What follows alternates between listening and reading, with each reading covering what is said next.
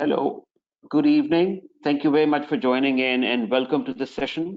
This is our second session on FinTech.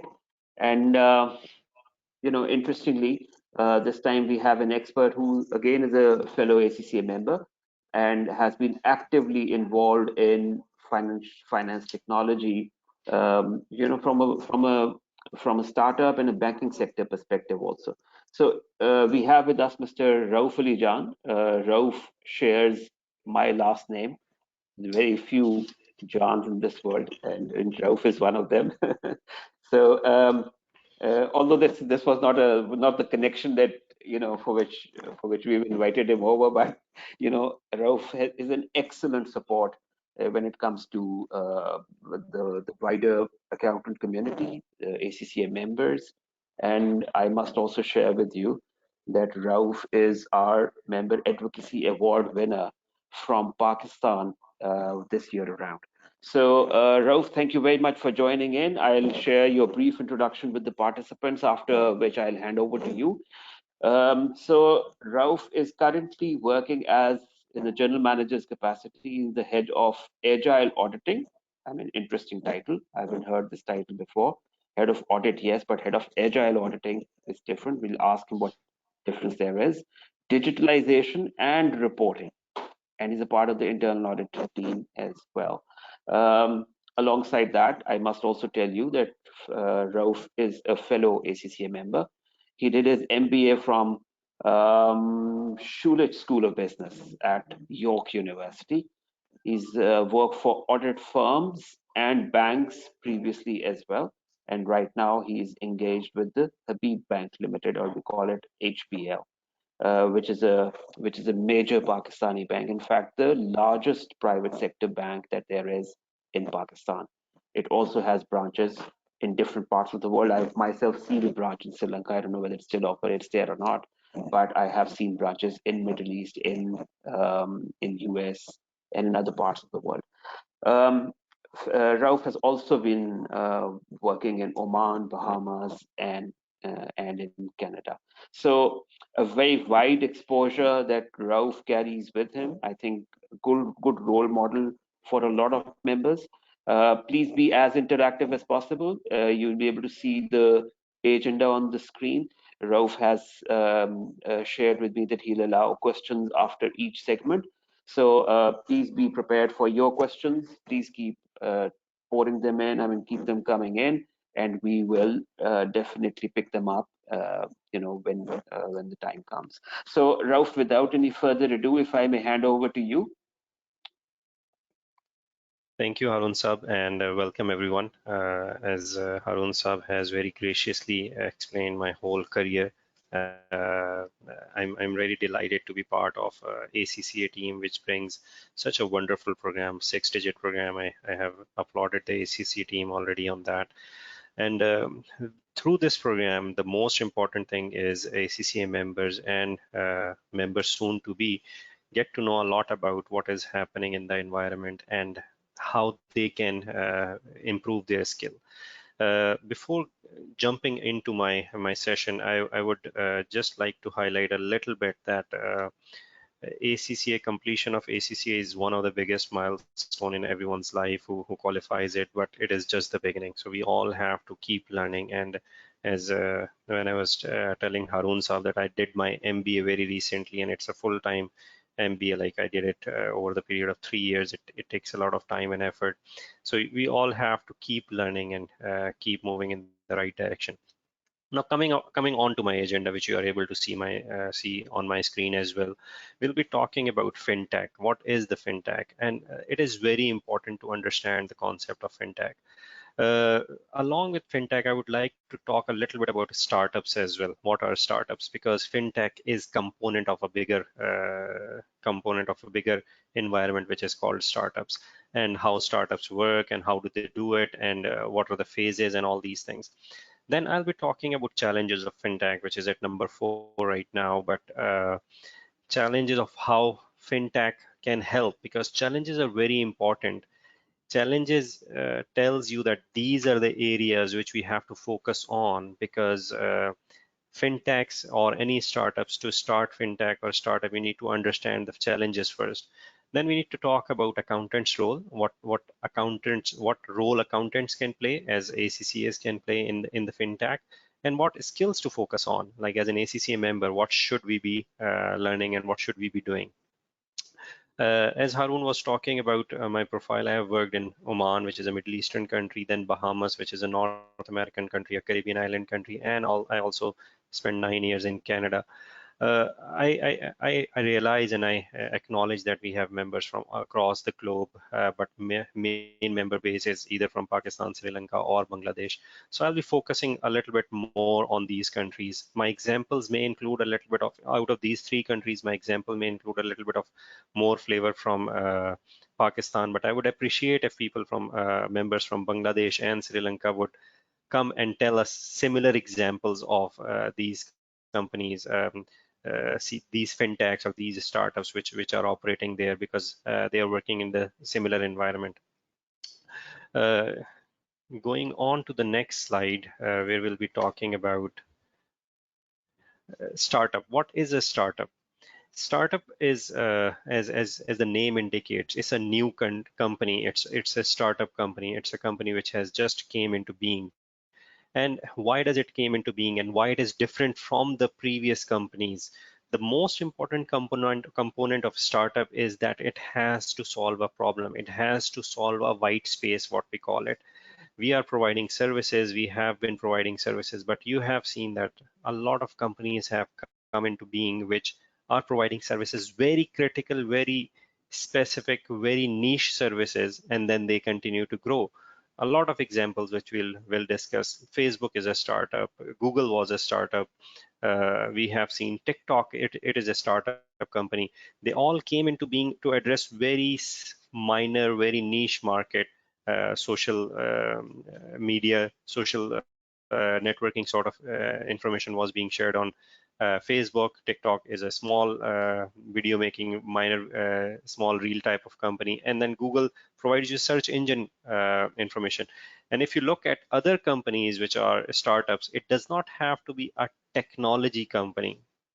A startup can be a very labor type of company, and we'll see the examples like IBM. Some sort of IBM hardwares are startup companies which basically gathers all the information on their servers, and then they provide you the hardware, but it may not be a software sort of company. A startup, if you look on the right side, you'll see that it has to solve a problem.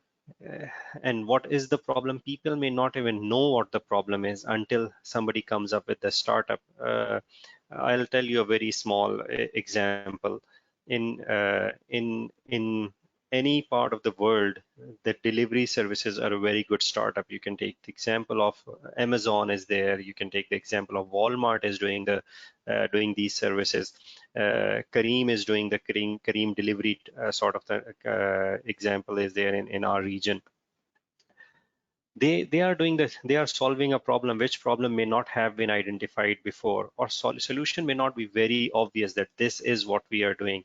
A recent company, a recent example which we have seen is a company which is doing a last mile delivery service. Like you can think that there are delivery services, courier companies are there, and then Amazons and Walmarts and these companies have come up with the delivery solutions, but nobody thought last mile delivery service, which cost you the most. If you think about it, a startup is there, a delivery service company is there, but you have to go to every door to deliver the final mile. A lot of people are talking about coming up with the drones, a lot of people are coming up, but why don't we consolidate all of them and form a last mile delivery company service? And then all the Amazons and Walmarts and Airlifts and Food Panda and Daraz, they will all come and they will give it to you, and you will do the delivery from your, because then it will be economies of scale and you'll be able to very easily do it. So it may not be a tech related company, but it has to be a very, this solution may not be identified, this problem may not be identified before, or solution is very complex. It may not be very obvious, but this is how the startup work. They sometimes work on a very niche market.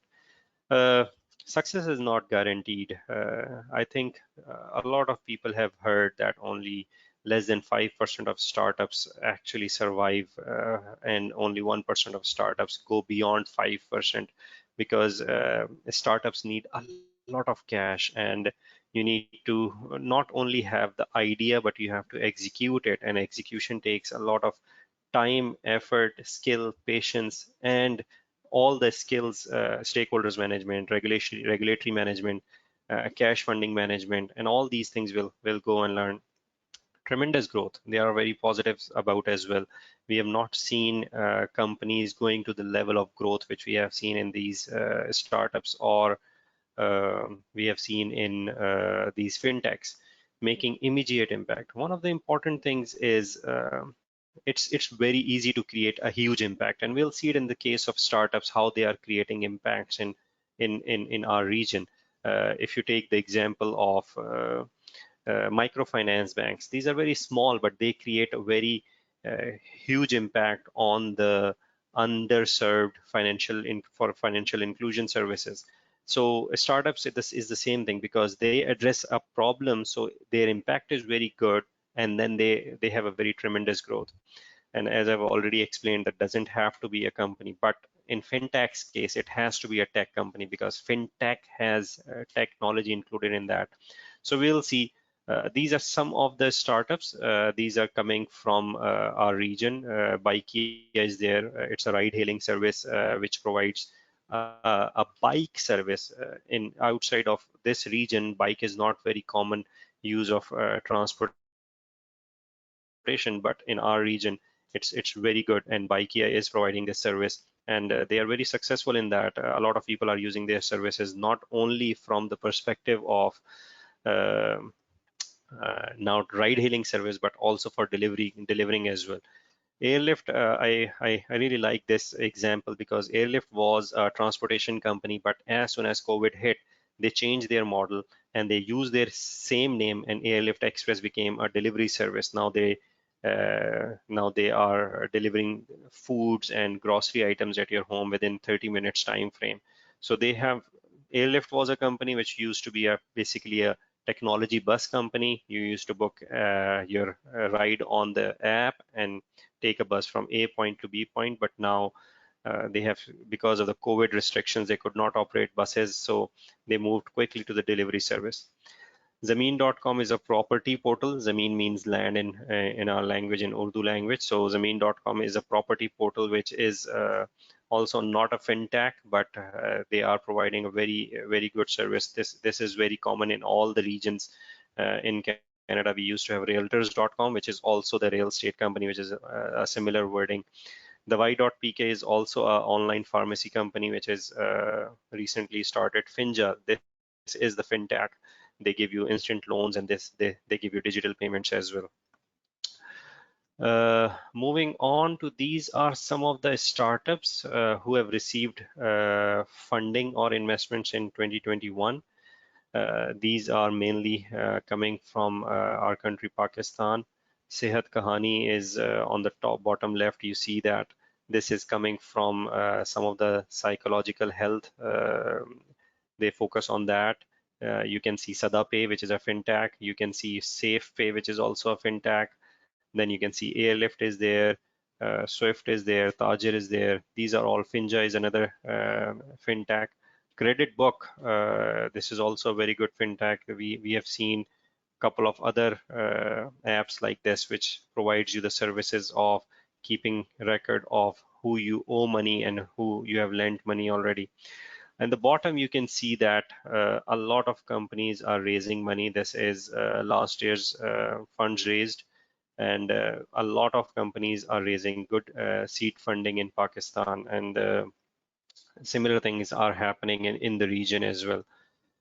You can see on the bottom left, that in 2021 significant amounts of funding have been received till September. This data is till September. Significant funding have been received on startups in Pakistan, and similar things are applicable for Sri Lanka, Bangladesh, and the region. Uh, is there anything you would like me to, if you have any question before we jump on to FinTech, Firoz, I'll be more than happy to address those. We haven't received any questions till now. Let's wait for a minute or something. Okay, I would request participants to ask question as they go if they have anything, because that will make the session more interactive. We have more than 120 people on the call right now, so I would expect some questions. It makes it especially for the people who are like I've shared some information related to Pakistan. If you have seen, or if there are members from Sri Lanka and Bangladesh and they would like to share something similar, you can type in, or you can just ask. You can They can ask. raise their hands as Firoz well. will. I'll just unmute them. Yeah, you guys can raise the hand, your hands, and I'll Okay. unmute you so you can ask directly to those. Okay, great. So if you have any question, you can raise hands or type in, and Firoz will let you know when to speak. Moving on to FinTech. What is FinTech? FinTech, as the name indicates, is financial technology. This is a new term, and it's a buzzword nowadays. Everybody wants to talk about what is happening in the FinTech world. Uh, FinTech, if I go back to my Canadian days when I was working in a bank in Canada, FinTech was a very big thing for them. They were in 2015-16, they were talking about that FinTech will give a very tough time to the Canadian banks, top five banks, which are there for more than 100 years. And their balance sheet footing is more than, two of them had a balance sheet footing of more than $1 trillion. So you can imagine the size of those banks. And they were worried about, there were articles, there were discussions in our bank that FinTech, how are we going to tackle them?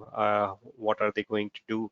And FinTech really disrupted the market. We have heard about Apple Pay, how it is going to hurt us, or not hurt us, how it is going to help people provide that service.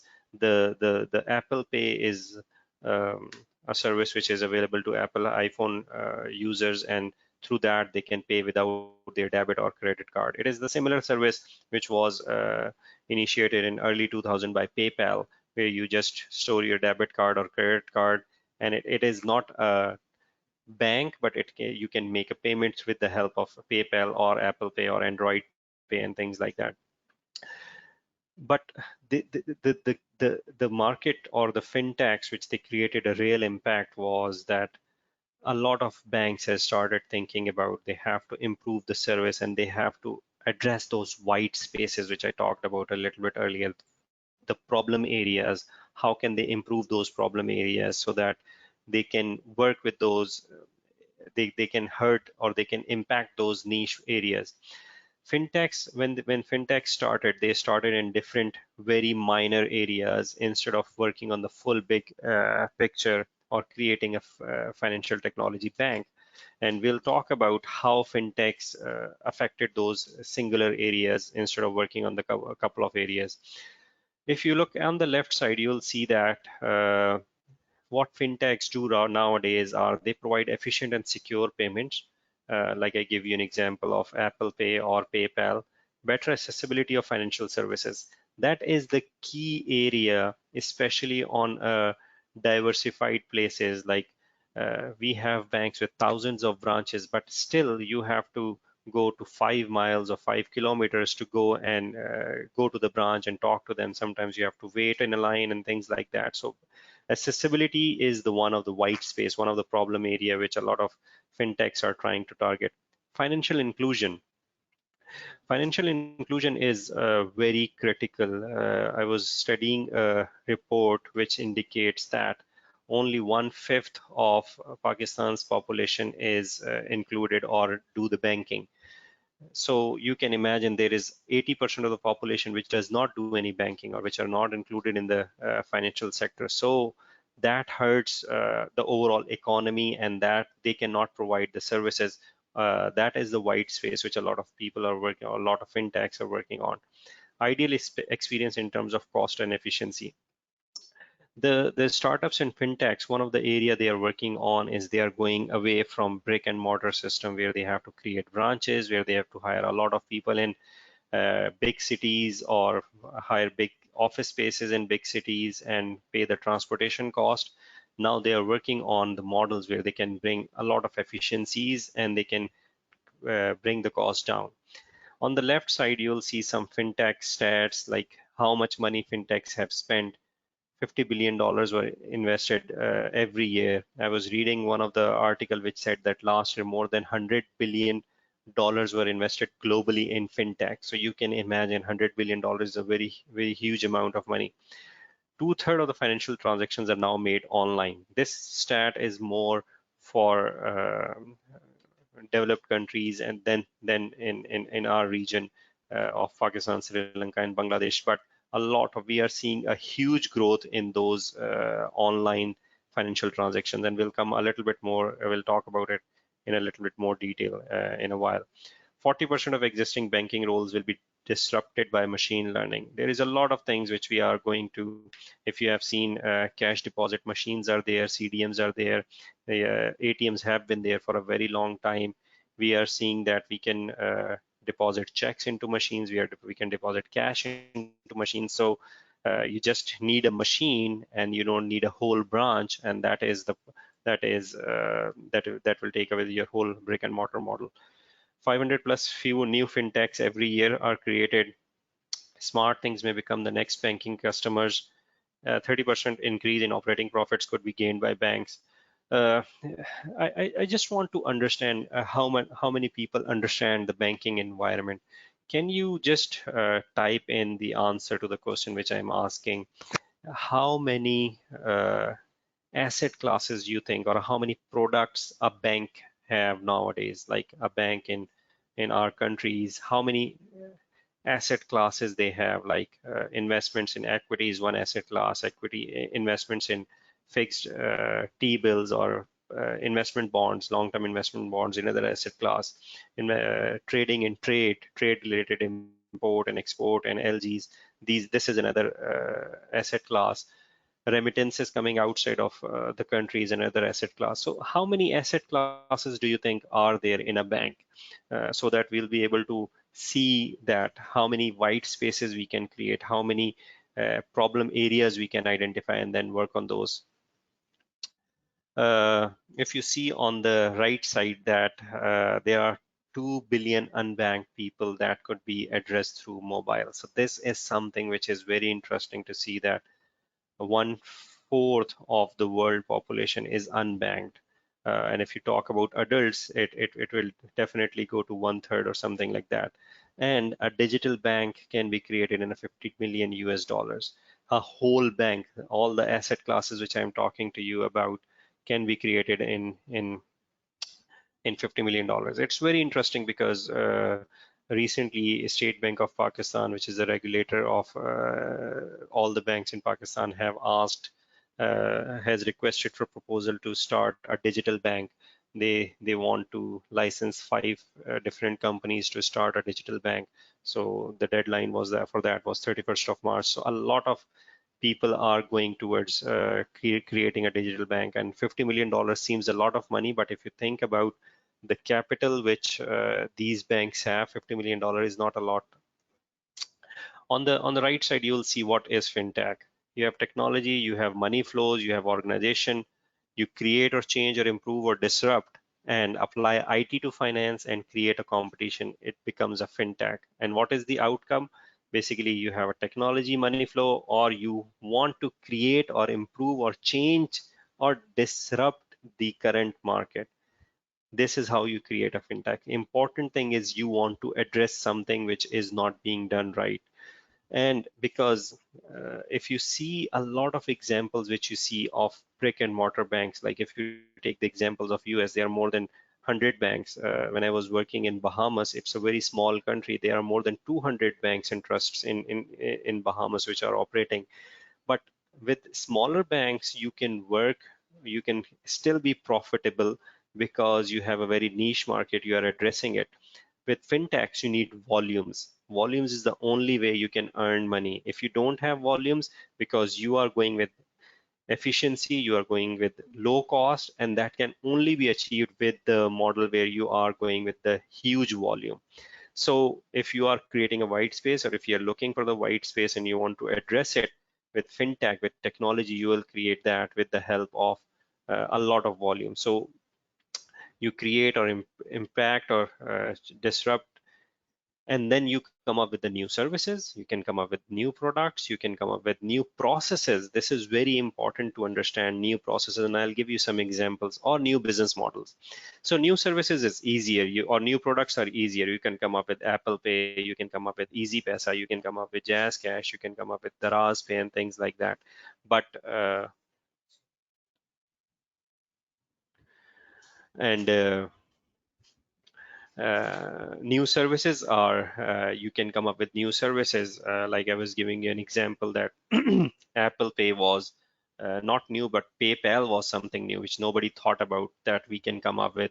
We'll store our credit card and we'll not have to remember it. We'll just put our username and password, and money will be coming out or coming in into our banking account.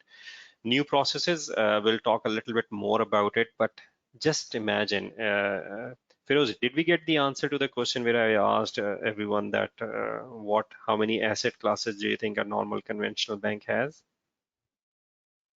I think the people didn't get the question. Can you guys please type in the products that, in your understanding, a bank offers to its customers? You can carry on till then, Yes, Roof. the question. I loved it. Okay. Okay, the question is basically how many products a normal bank has, how many asset classes a conventional bank has. It will give you the idea of how many problems or white spaces you can identify or you can address. And it will also give you an idea about how the processes work. Like, you can come up with the products, but you can also come up with the processes within the bank, because fintechs also address the processes. I'll give you an example, like payroll processing is, people don't think about payroll processing as part of the banking company, but every company processes payroll. You have more than 50 employees, you'll not hand over them checks, because every employee, maybe you may have to deduct salary from them, you may have to pay bonuses to them. A lot of people resigns, new people joins in, so you will have a payroll processing. And if a fintech thinks about, I'll start providing them the payroll processing services where they will pay me the money, I'll distribute that cash to their employees, then this is the new process which is coming in. This is a new product which they have created in the form of payroll processing. And if you think about it a little bit more, you can provide that process to the bank. Instead of just creating and finding new customers, you created a process where you have created an app, or you have created a technology component which can be linked with the core banking system, which can be linked with the operating system or with the applications of the bank. And then bank will provide that services to all of its customers. So you will sell that service to the bank. Your customer will become the bank instead of a customer outside of the bank. These are some of the types of fintechs we are seeing. Payments, it's the easier one, it's easy to understand. Everybody has heard about PayPal, everybody has heard about Square. Easy Pesa is very common in Pakistan. Jazz Cash is one of them. uh, what you do in this is basically you help people make payments. This is the easiest component. Credit card companies have Visa and MasterCard have already worked a lot on that. They have created that environment. Apple Pay is now doing it. Previously, PayPal has done it. But a lot of new companies are also doing it. You have seen recently Rast in Pakistan, which is also helping person to person, customer to customer transfer, making it very easy. That there are a lot of companies such as, if you have heard the name of PayPro is there, QuickPro is there. These companies are basically making payments easier for utility companies, making payments easier for government organizations, making payments easier to the companies where you are, like schools. Schools are signing up with these companies where every individual, like I submit my fee for my from my daughter to these Quick Pro or Pay Pro service, and then they collect it from me, and then they deposit it to the school. So these type of services are there. Lending is very important. A lot of companies are going into lending and lending service, because when you are lending, you need a huge capital to pay the other company out. There are lesser number of companies because you need a lot of um, investment to lend some other person, but companies are linking themselves with the banks where they are making the lending part easier in the form of credit cards or in the form of unsecured loan, or lending a very small component such as microfinance bank do, and then they move those things to the technology and make it a fintech. Moving on to some other things, insurance companies. There is a lot of people talk about insurtech, but insurance companies are also doing a lot of fintech related things, such as in my previous job, Manulife Vitality is one of the components which they brought up, that they will charge insurance, life insurance or health insurance based on your life condition. Like if you are very healthy, you will be charged lesser insurance. If you are young, you will be charged lesser insurance and things like that. And they monitor it on regular basis through the motion detecting devices like Apple Watch or Samsung Watch or Google Watch or Huawei Watch and things like that. Slice is another company which is changing the insurance. Lemonade and Slice, what they are doing is, and especially during the COVID period, it was very important. If you drive a car 5 days a week, why do you have to pay insurance for 7 days a week? This is the concept they are coming up with. So if you like, a lot of companies, they don't drive car on Saturdays and Sundays. Their trucks only deliver 5 days a week. So why are they paying insurance for those 7 days when their cars are parked and things like that? So Slice and Lemonade are going with the InsurTech services, where they are just charging based on the number of kilometers you drive or based on the days you select, that I'll be charged on those days.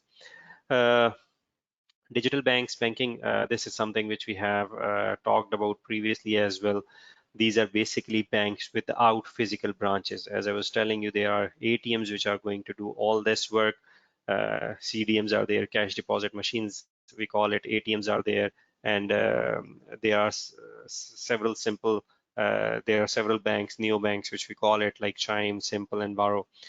The other one is moving beyond the banking, is also robo advising and stock trading apps. This is very mature in developing countries, and they are going with that. Robo advising is basically advise you.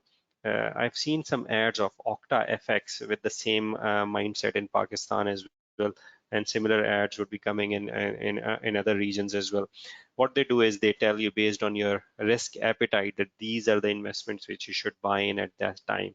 How successful they are, this is yet to see, but they are making algorithm, very complex algorithms based on your risk appetite, that this is where you should be investing in. Blockchain, another buzzword, very attractive nowadays. Uh, Another thing is basically cryptocurrency and distributed ledger technology.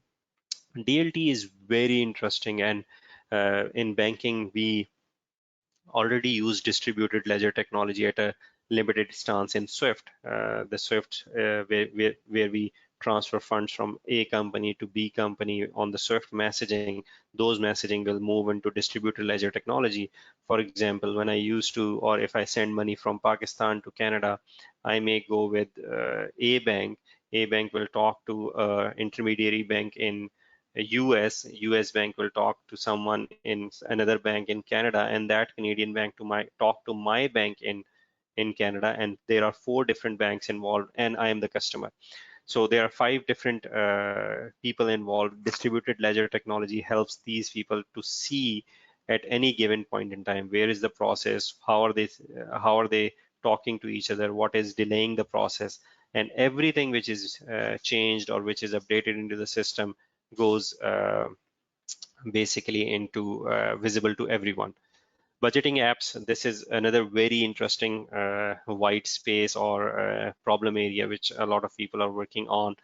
Budgeting apps focus on telling you, like I give you the example of credit book, where you can see how much I have to pay, how much I have earned, where am I spending, and if you put sufficient data into that, it tells you, like recently my budgeting app told me that I did not receive one payment which I receive every month. And I was surprised to see that pop up coming up that today is the 7th, you normally receive it by 5th, 2 days have overpassed and you have not received that funding. So similar things budgeting apps can do, which is a very good thing, because even if I have not realized it, someone is taking care of it, or some app is taking care of it, is telling me. So these budgeting apps are very important and interesting.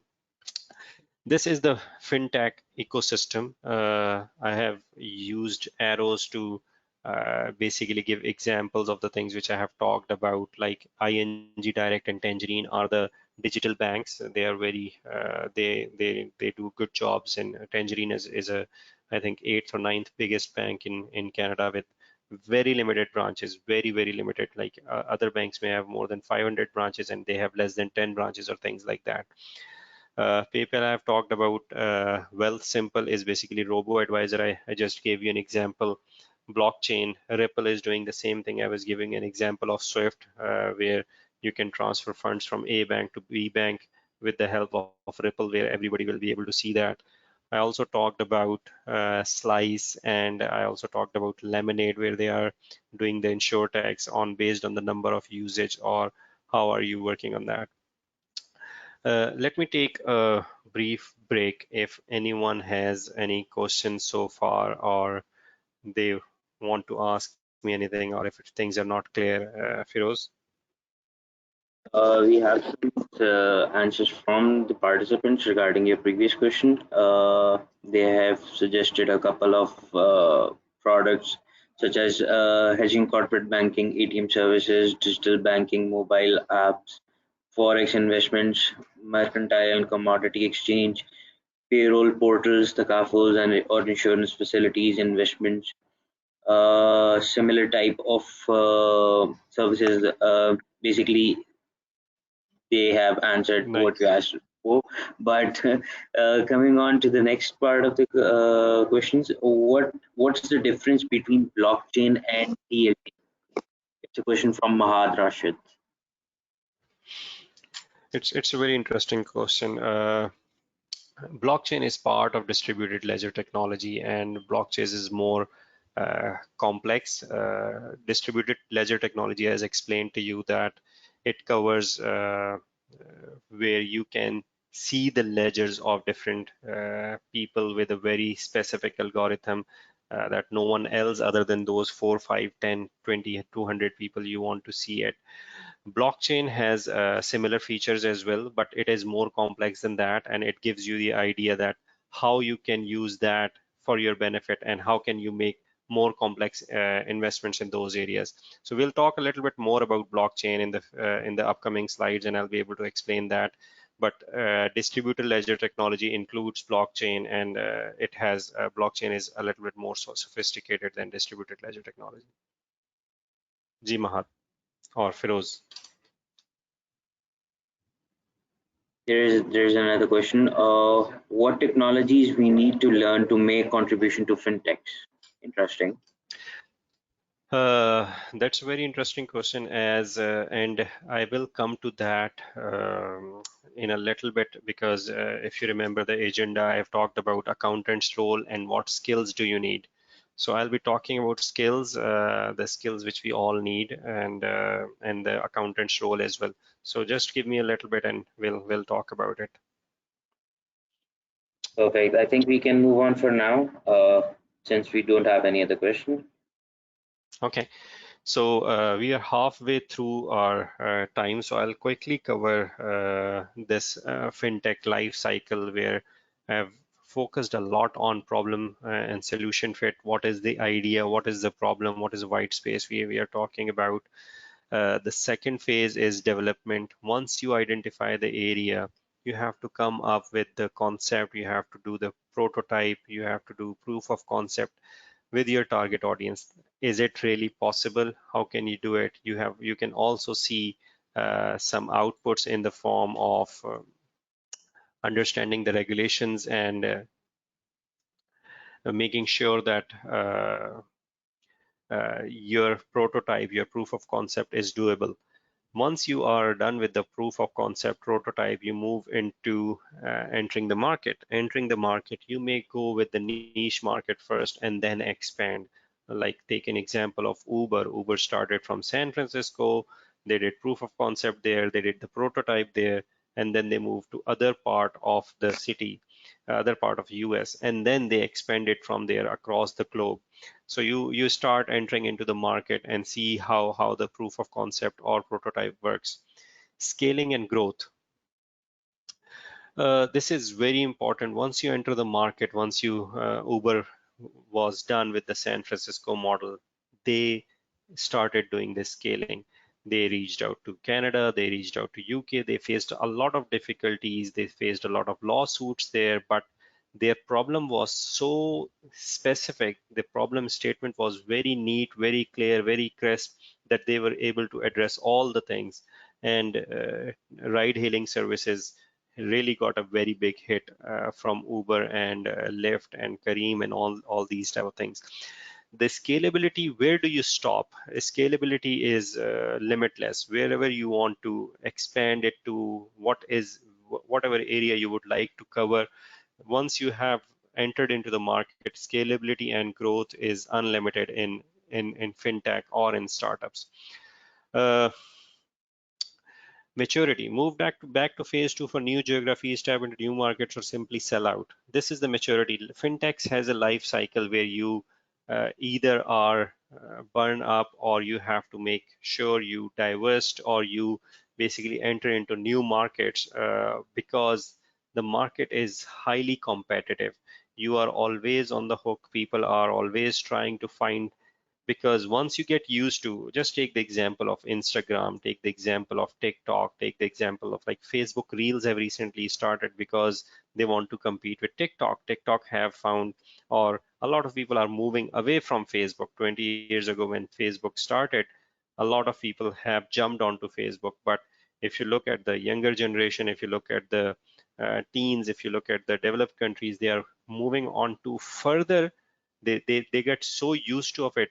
They are using Instagram for sharing information with their loved ones. They are using WhatsApp.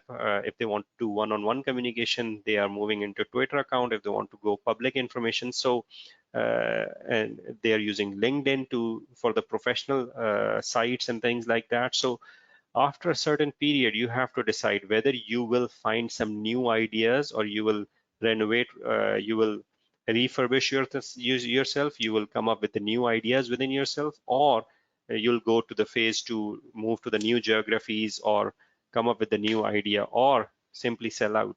We have seen it with so many companies. I was giving an example of PayPal. PayPal was such a big company. They may still be earning money, but now with Apple Pay, with so many other companies, it is becoming very difficult for them to survive or do things. A lot of companies, like take the example of Facebook, they acquired Instagram, or they acquired WhatsApp, just to make sure that they continue to have those kind of companies with them where they can work on and grow further.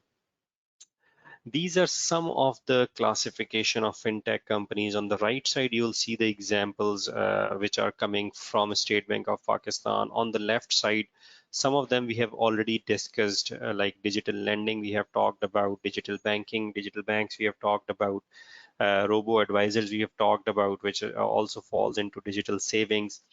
Digital capital raising, crowdfunding is there, where you can raise capital digitally. If you don't know about the crowdfunding, you go to public, you raise money from public, and they give you a small amount of money with the big volume, and you raise money, and then you invest into the idea which you are trying to achieve. Digital payments, number 5 is there, which is we have talked a little bit about, or in detail about this from Easy Pesa, Jazz Cash perspective.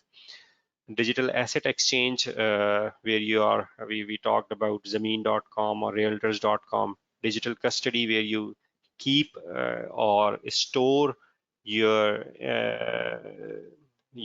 information, such as CDC is there, where you store your all the shares. In Pakistan, we call it Central Depository Company, where they store your all the electronic shares. InsurTech, we talked about it in detail. Wealth Tech, we talk about asset management.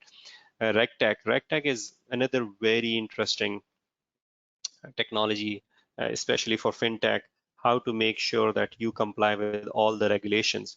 This is the services part where reg tags are coming. If on the right side, if you see on the outsourcing, you see big data analytics such as Love for Data and Red Buffer.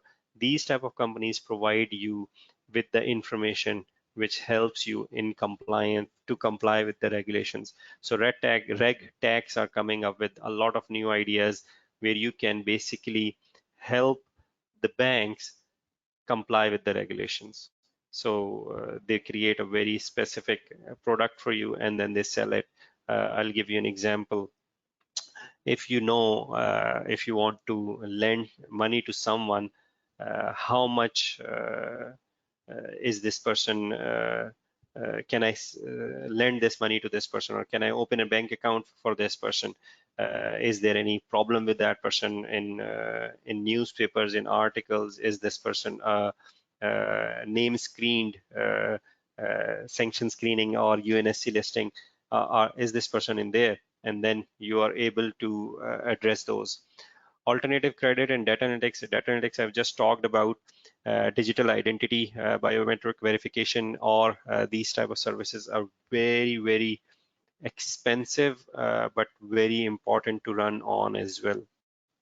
Like there are a couple of banks in Pakistan which are providing the services that you can go to the ATM, you just use your thumb impression to withdraw money. You don't need a debit card, you don't need any bank card. You just go there, give your biometric verification, and you can withdraw money. That digital identity is not stored with that bank. That digital identity is stored with NADRA in Pakistan, which is a National Database Registration Authority, and they sell it to the banks as a service. Enterprise technology provisioning. Across the enterprise, you are providing some technology provisioning, such as SharePoint is there, and storage services you are providing. You sometimes provide technology services as well. So this is on the left side, you see the general classification of fintech companies. On the right side, you will see the example of fintech companies in Pakistan as per State Bank of Pakistan. Branchless banking is there. We have talked about Easy Pesa, which is Telenor Microfinance Bank. Payment gateways, Easy Pay and Jazz Cash is there. Love for Data, we talked about. They provide some services to the banks in Pakistan. Online portal development, they can provide you online portal development, such as if a corporate customer issues you 100 checks a day or 1,000 checks a day, they don't want to physically type in the check amount and miss something or mistyped something, which results in errors. So they link it with their system where they can directly print and submit the money to the portal on the bank. Intermediaries are there, which helps you in making sure that between a customer and the bank, which can help you create a business plan to obtain a loan, which can provide you credit services, that how to rate your credit scoring and things like that. Digital lending is there, where you can provide the digital lending. Digital payments, again, we have talked about. Different Innovate is there, payments, Finjust, SimSim is there. Digital payments are basically these payment services. Quick Pro is there, Pay Pro is there, where they provide you, they give you the option to make payments further into, like I give you the example of school fee and utility companies payments you can make. Moving on to the next one, these are fintechs in Pakistan. Just names, you'll be able to see on the left side.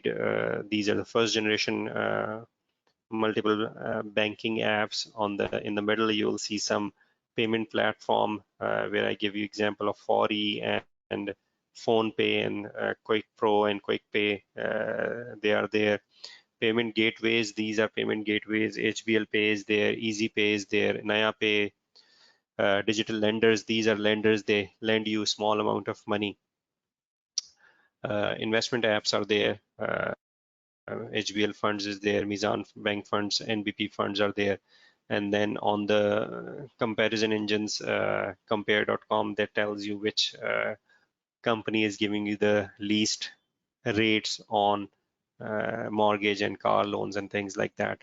On the right side, budgeting apps are there. Hisab Kitab is one of the app which is there, and I gave a couple of other examples of Digi Khata is there, Credit Book is there. So these are some of the apps.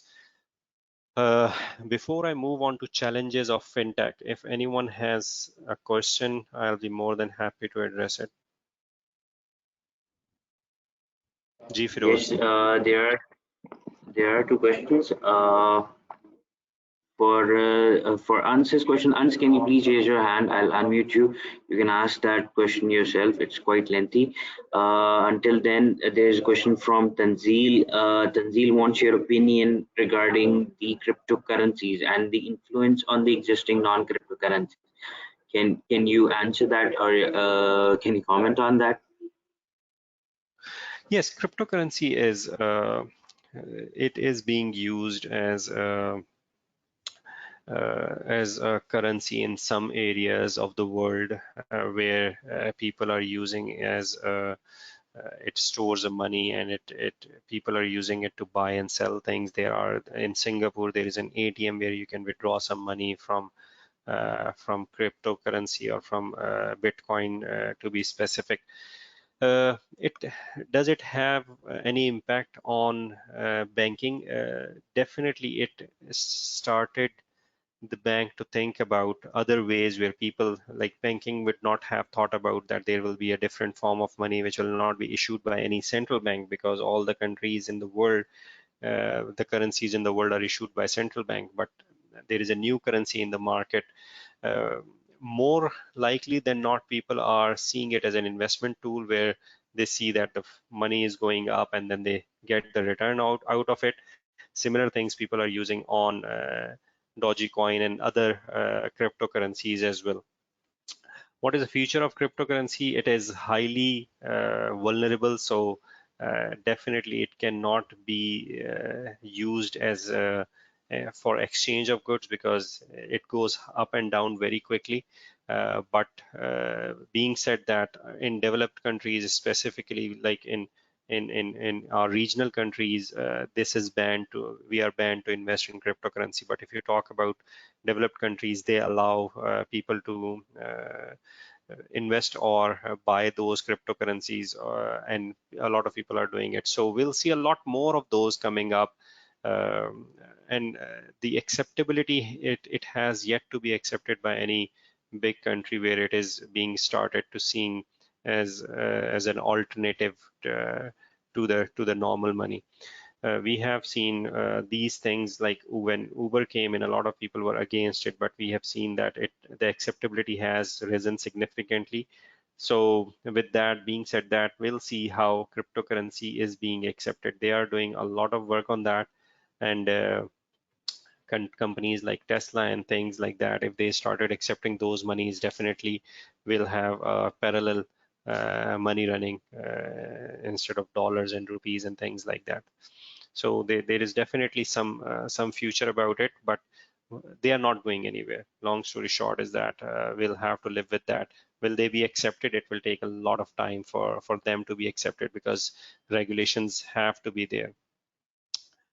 Yes, moving on to the second question.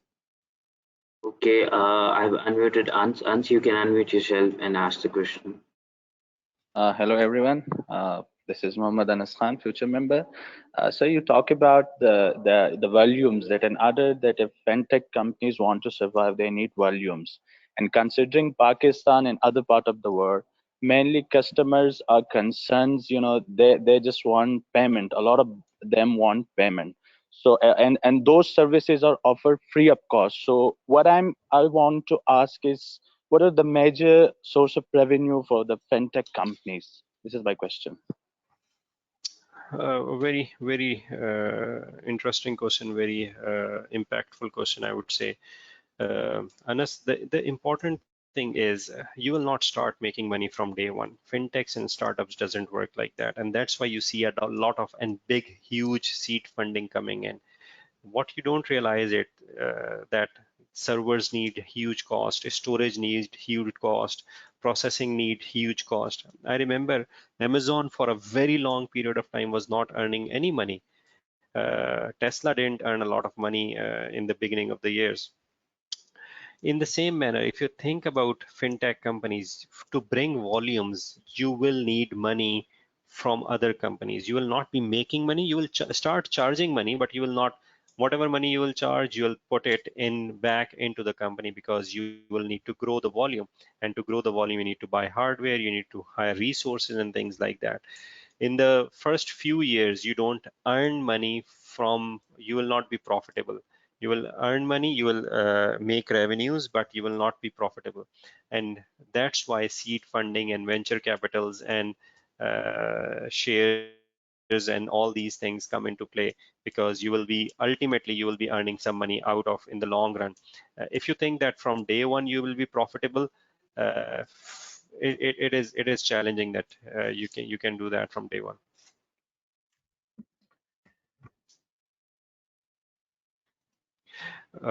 Just give me a second.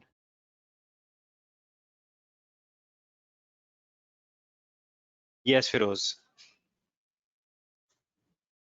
Okay, I hope that answers question. Moving on, there was a question from a participant.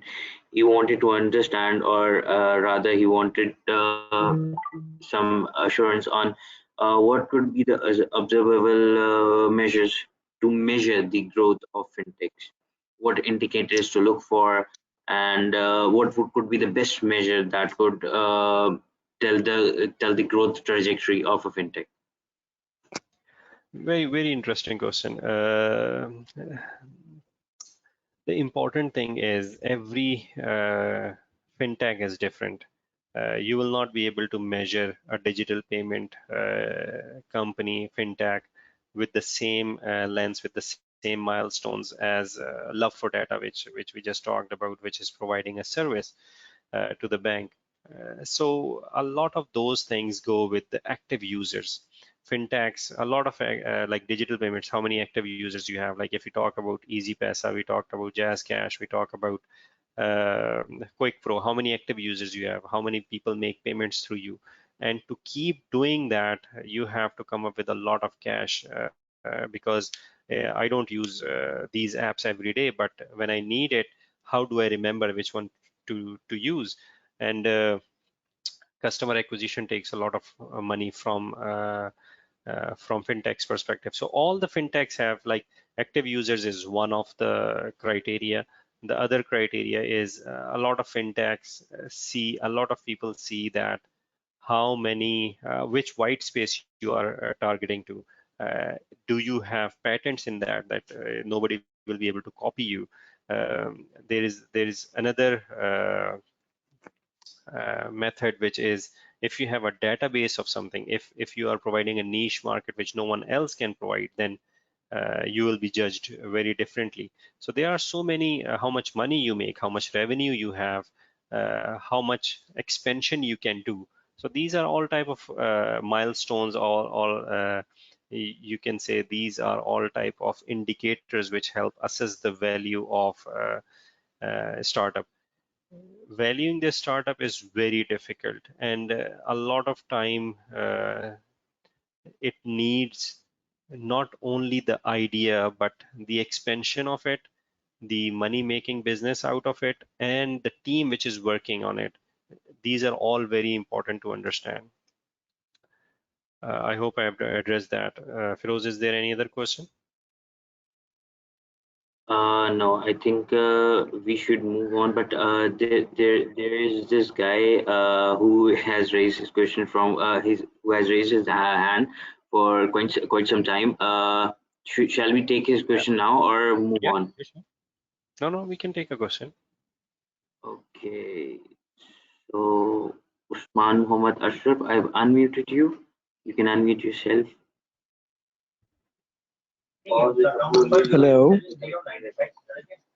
Hello, do Yes, you hear Usman. me?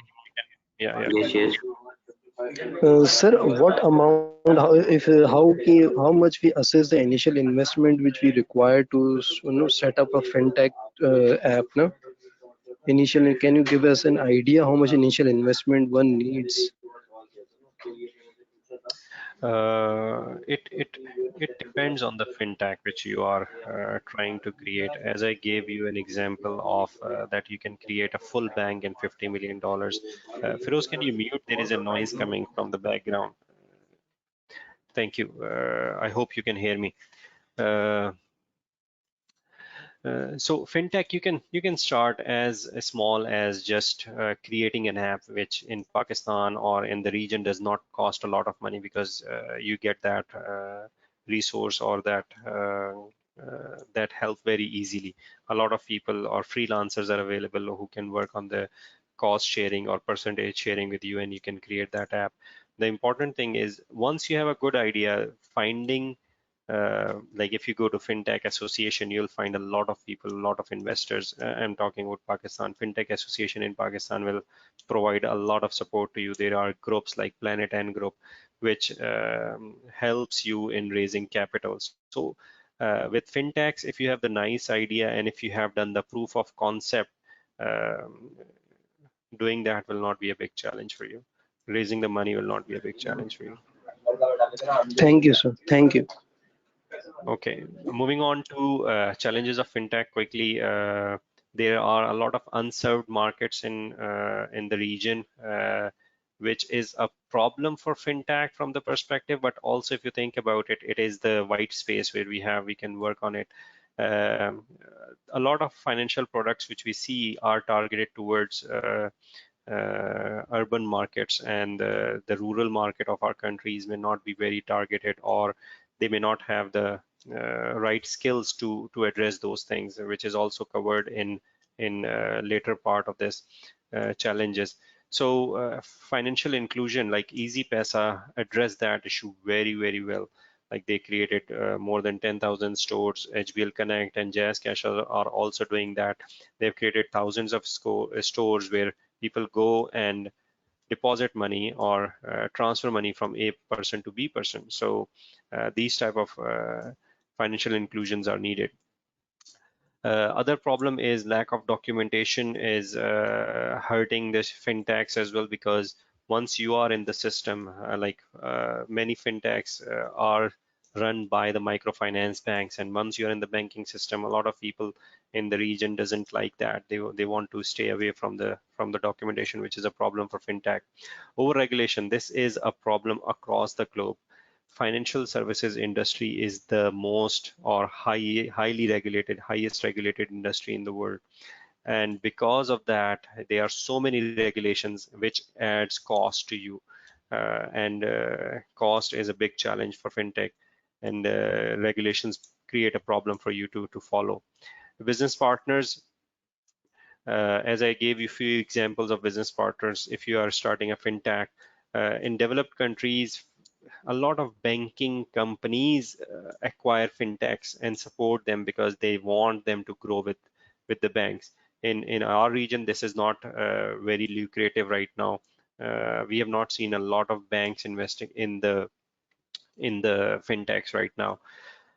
Talent availability of talent is very big challenge. A lot of people who can work on these things have several issues, and I'll talk about it in the skills we need. Funding, as I talk about that, ecosystem is needed. There are few companies or few startups, few associations which are helping the fintechs now, but it was not the case. Ecosystem is getting better in our region, but there are still so many things to do. Like patents are not there. If you create something and somebody steal that idea and create a better app than you, then you cannot do anything. And because if the other person has more money in customer acquisition, it will be difficult for you to challenge that. Moving on quickly to the what are the startup role uh, in the fintech. where do they need us? If you look at it on the left side, you will see they need bookkeeping. 60% of them need bookkeeping, but they don't need bookkeeping as much as they need cash planning and tax planning. So this is where accountants are needed in the fintech area. Do fintech have accountants? You can see that some of the fintechs don't have accountants at all, but they do it on very need to get basis. Once a week accountant, or accountant who's just doing the freelancing for them, things like that. Uh, why do you choose how do you choose accountants? Most of the times it's either referrals or accountants with advisory services like cash planning and tax planning services. This is a US based data, so may not be very applicable, but referral works everywhere.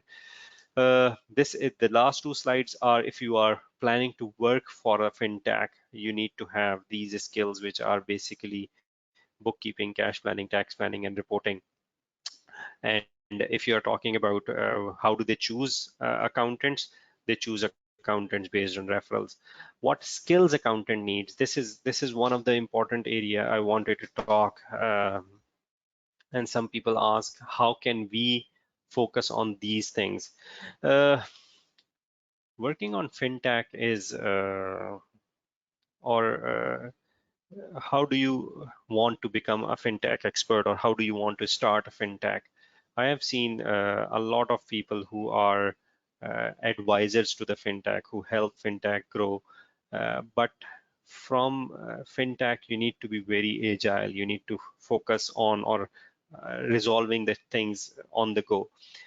These are some of the skills which are needed on if you want to really, as an accountant, work on the fintechs.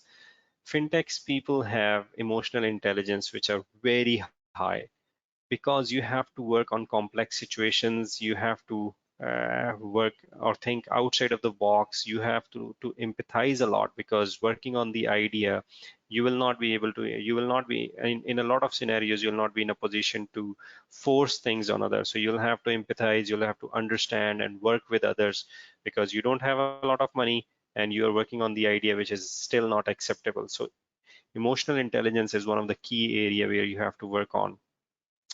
Communication, communication, and communication. When you are working with the internal and external stakeholders, you are working, if you disappear for 5 days and stakeholders don't see you, or your investors are looking for you, you are nowhere. You have on each success, or on each flaw, you have to make sure that you not only communicate but show them the brighter picture, that this is where we are going into, this is how we are going to fix things. Tech savviness, fintech has tech, so I'm assuming that whoever is interested in fintech have to be tech savvy. This is very important. You cannot just be an accountant and think that will be very good for fintechs. Whatever, whether you are working as a business partner, whether you are working as the main operations person, whether you are the mind behind the fintech, you have to be tech savvy. Uh, One of the challenges which accountants face, which I face if I think about going to the fintech, is that I have to rely on someone else. I have to basically make sure that if someone is making an app and he got some other organization to pay more, I'll be relying on him too much. So tech savviness is one of the important thing. And how can you become a tech savvy? There are so many things you can start as a young graduate or future graduate, ACC graduate, that get yourself into tech savviness.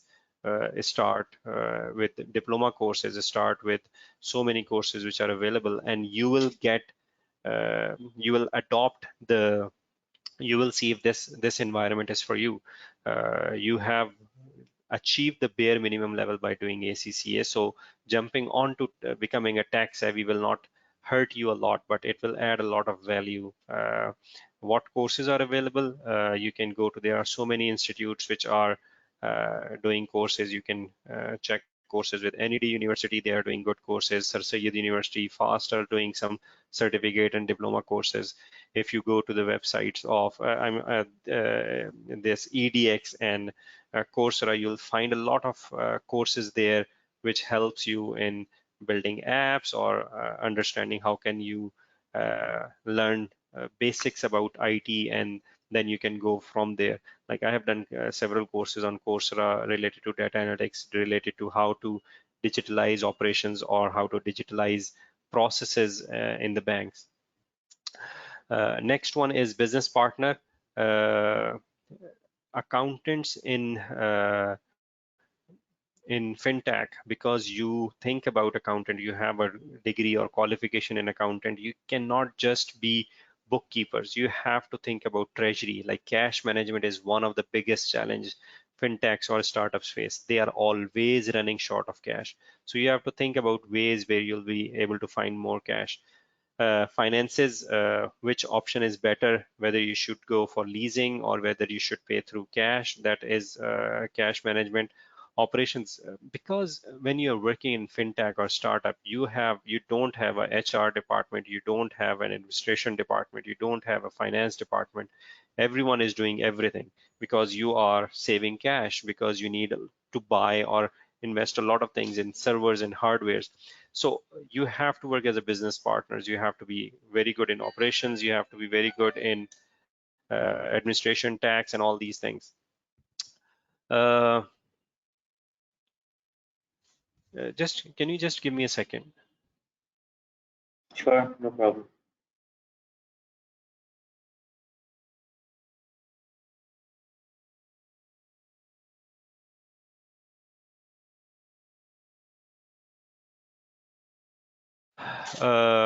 Next one is flexibility. I hope Feroz, you can hear me. Flexibility is because you're working for the agile environment, you're working in a dynamic environment, it's very difficult that you will be able to work from 9 to 5. Sometimes you will not have anything to do during the day, and most of the days you'll be working long hours and you'll be on the road a lot. So this is where we are. Next is planning. Cash planning, forecasting, stress testing, projections are very important. From accountant's perspective, I've focused a lot on cash management, but other than cash management, you'll have to make business plans. How are you going to tell the investor that your fintech is the right fintech?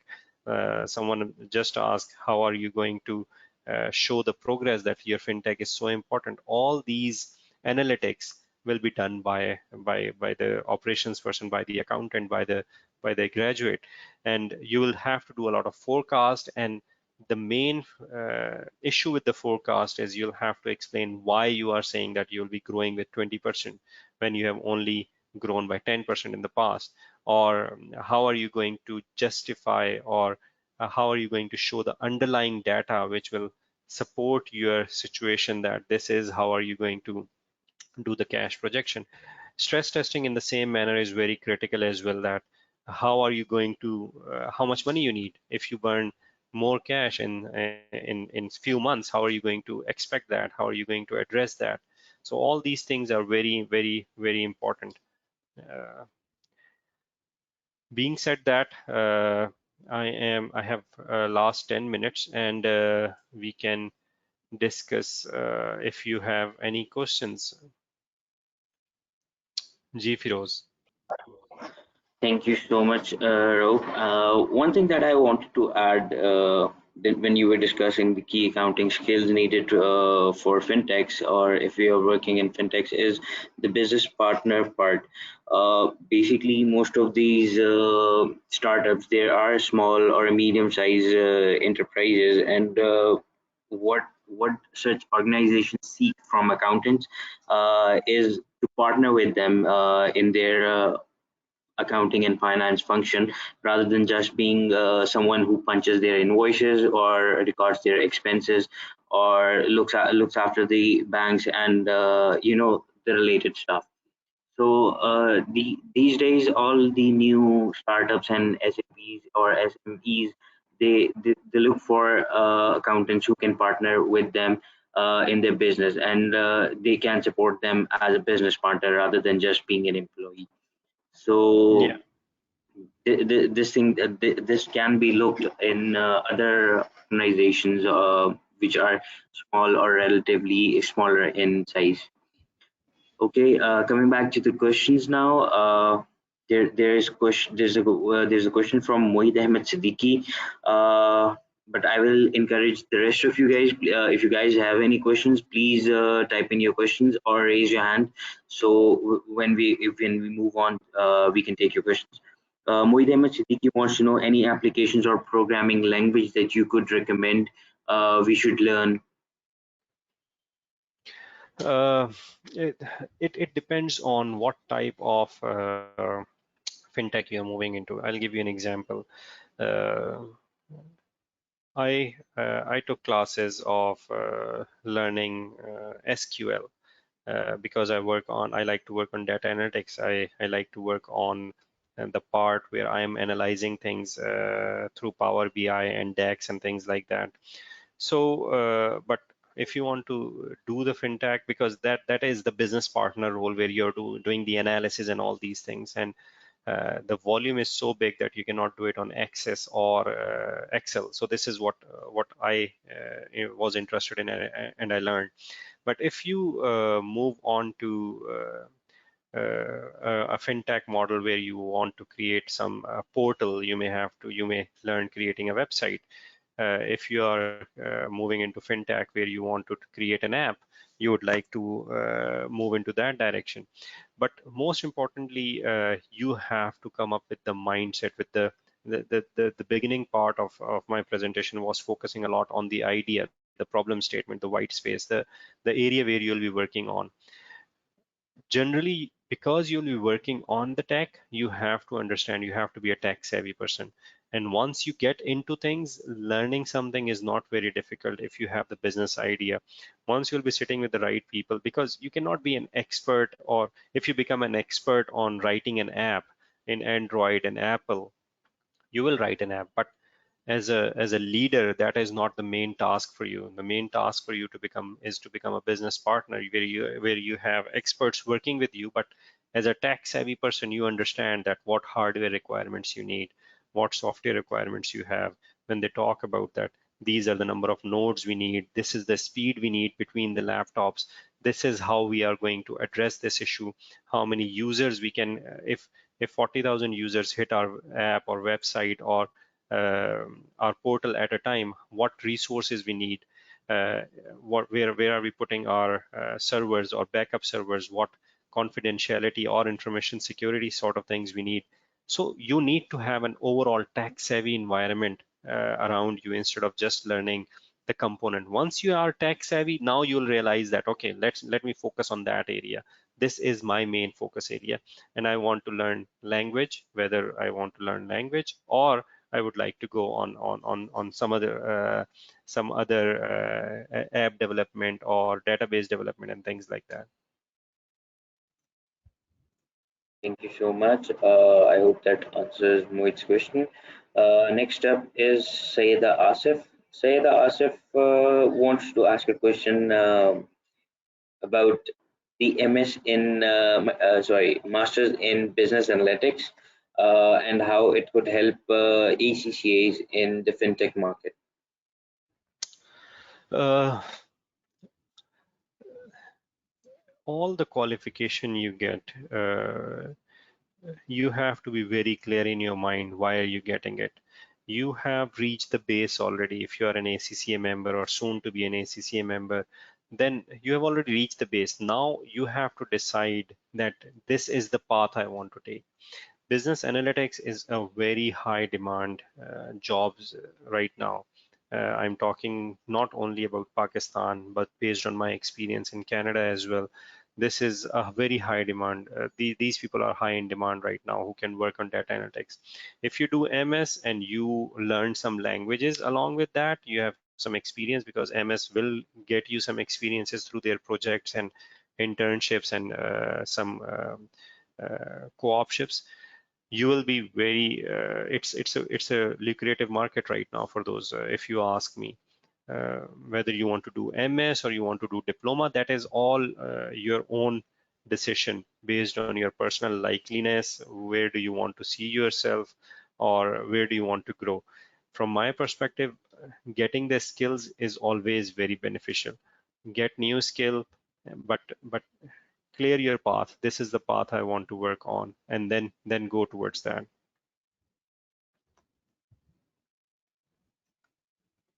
Perfect. So yeah, I Thank hope I have addressed your question. Yeah. Yeah, thank you so much for the answer. And I would like to thank Rauf Saab again for taking out time for us. I myself, I'm a member as well, and I enjoyed this quite interactive, and I would say there was a lot of knowledge that I gained. So thank you so much, Rauf Saab, for your time. Thank you to all the participants that were in the session and listened to what Rauf Saab has to say. Uh, if you have anything to say, Rauf Saab, you can. Thank you, Firoz, and I just want to commend ACCA on bringing, as I said in the beginning, that this is the program I think is very important. It gives you the idea of which direction you take. I'm not saying that all of you should jump onto moving on to fintechs, but similar sessions are also happening, and you have to decide which path you should take and which direction you should move into. Always try to improve your skill. ACCA is a good milestone which you have achieved in your life, but this is not the end. This is just the beginning. Uh, and most importantly, help is there, support is there from ACCA, from people around you, but you have to take, ACCA member has to take ownership of their own career path. So from my perspective, the important thing is we can help you, I can help you, ACCA can help you, but you are the owner of your own career path. You have to make the right decision. Sometimes the decision may not be right, but at least you'll not be sitting and saying that I didn't do that. So always try to focus on the new learnings. Always try to do more than expectation, more than what is expected out of you, and you will see that you will be successful. With that, I would like to thank ACCA for organizing it. And if you have any question, even after this webinar, you can always write to ACCA, and ACCA sends that question to me. Thank you very much, Firoz. Thank you, Harun. Thank you so much, Rauf Saab. Thank you so much for your time. Thank you. Thank you very much. Okay, Harun, And sir, I'll talk talk to to you you. soon. Take care. Bye bye. Okay, thank you, sir. Bye. Allah Hafiz.